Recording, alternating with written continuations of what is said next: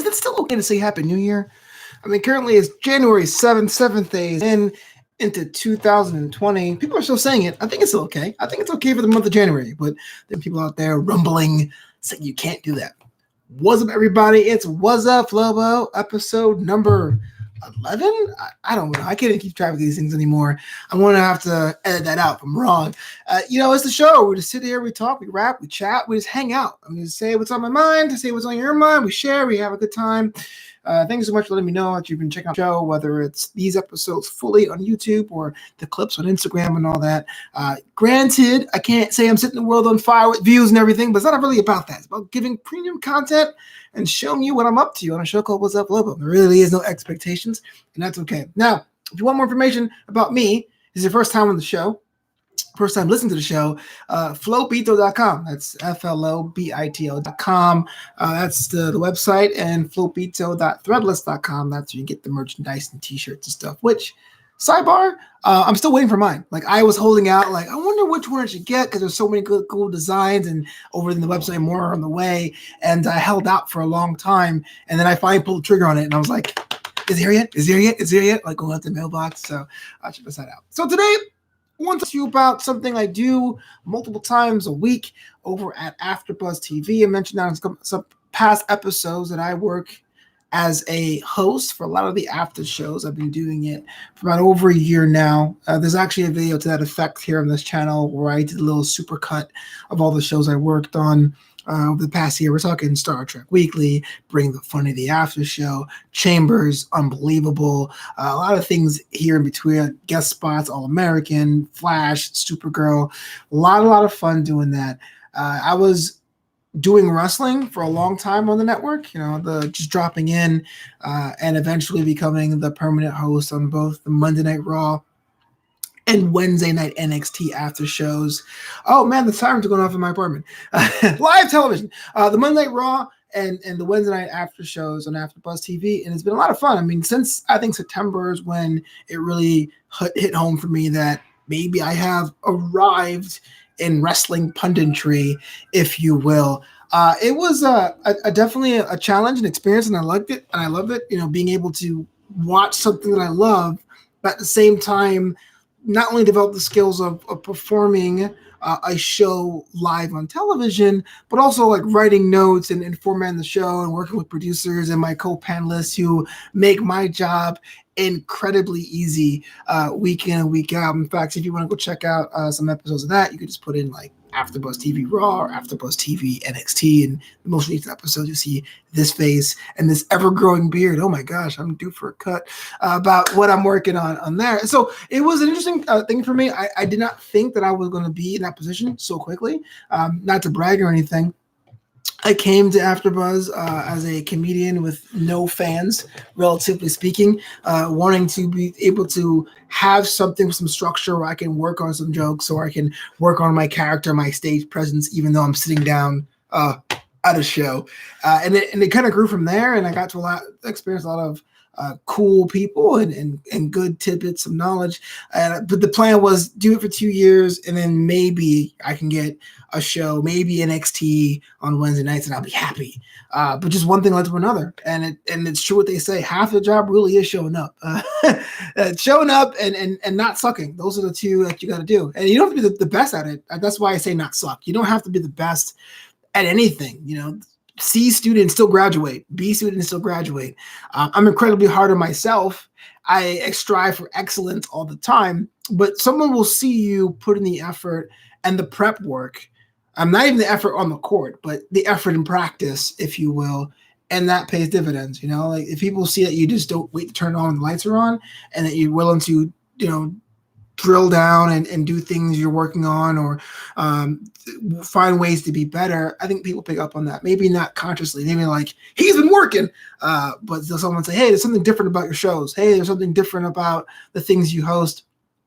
And I take incredible pride in that.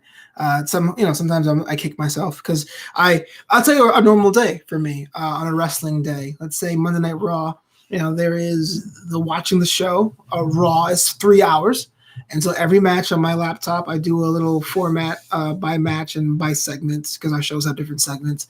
I do it on OneNote, which is very obscure for me. I'm a Microsoft guy. I have an Xbox. I use Bing. I do it on OneNote, and then I copy it to a Google Doc, and I send that Google Doc link to the producers in AfterBuzz. So AfterBuzz sees my link, and they go check it out. Oh, what's up? I just say Roughness in the house. What's going on, bro?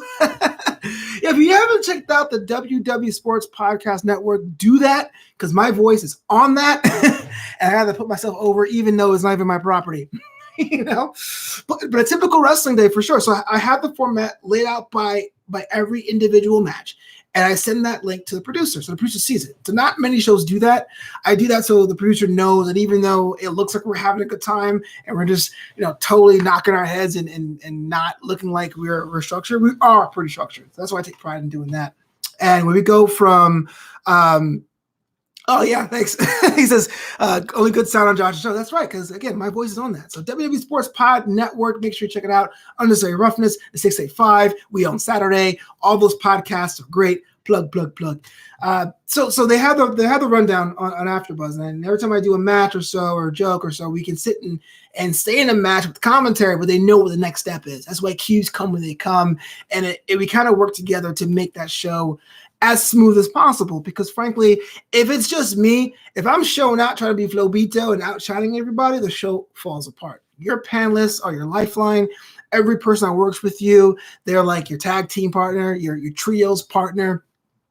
And when the show is over, AfterBuzz, they give notes sometimes. So producers will come in and say, hey, Josh in the booth, Rye Guy on Wednesdays. They will say, look, this was great. This, not so much. This you can work on. This, you're amazing. And it's always good. And if it stopped there, I would probably be a good host. But then that night, I would watch the YouTube at home.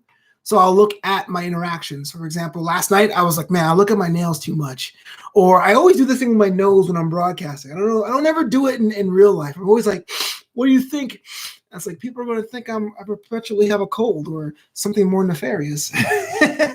So I watch the performance the night of. It's fresh. I go to bed. The next day, if I'm not doing clips for Instagram, I'll listen to it on the audio only version.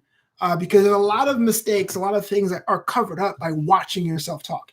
So I realize when I'm interacting, even though I've always had a fast voice and my voice is pretty light and raspy, a lot of times it comes off as almost being unintelligible when you're just hearing the audio version. So I'm always working on that personally because not everyone's going to tell you all the notes at once. So this is why I like to put myself as a student of my own game. How can I get better? How can I get my name out there? How can I be funnier? If someone says a joke, I don't want to step over their joke with my joke. It's kind of a song and dance there. And then Raw as a show at AfterBuzz is an institution. It's like huge. It's like, guys who did it before, Johnny LaQuasto, currently works for WWE. Evan Mack currently works for WWE. Kathy Kelly was on the show a couple times. She works for WWE too. It's almost like an institution there. So there's almost like a little bit of pressure there, like how to make the show as smooth and as great as possible. NXT is a little bit different. It's a little newer. It's a little more fun. But it's still a thing. You still got to hold yourself to a higher regard. And in some ways, NXT is more challenging because as soon as NXT ends with an overrun, we run down the hall, set up our laptops, and then we go live. There's no hour break in between to compose your thoughts or notes. So it's definitely run and gun, and it's been a cool experience for me. It's funny having people who don't even watch wrestling say, hey, I checked out your AfterBuzz thing. It's kind of surreal. It's like, yeah, what do you think? But that's what I'm doing it for. Not to say that, not to put myself on a pedestal. I'm doing it for you people. No, it's more like, how can I tell myself I'm an entertainer if I'm not improving, right? And it's not just the same skills all the time. I'm a comedian first. I'm not as booked as much as I would like to, but I think I'm a stand-up comic first. I write every day. A lot of the jokes aren't good, but I write every day.